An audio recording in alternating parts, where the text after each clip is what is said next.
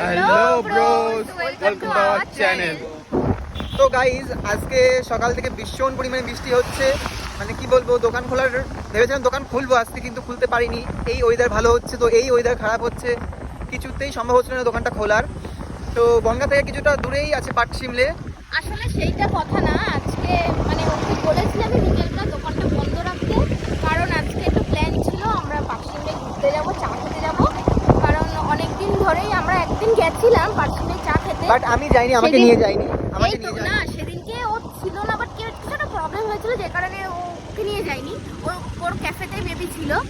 হ্যাঁ, তো আজকে আমি ওদের সাথে বেরিয়ে পড়লাম চা খাওয়ার জন্য। শুনেছি পাটশিমলের চাটা খুব ফেমাস।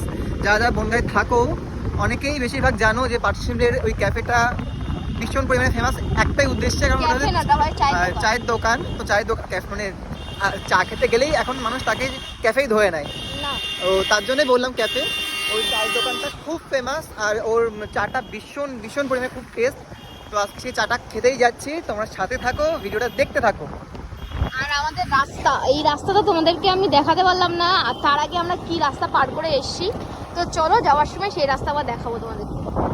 জয়দার ভোলাদাও তো আছে, দেখি না? তো আমাদের হাই কর। আমাদের পেছনে জয়দা ভোলাদা আছে।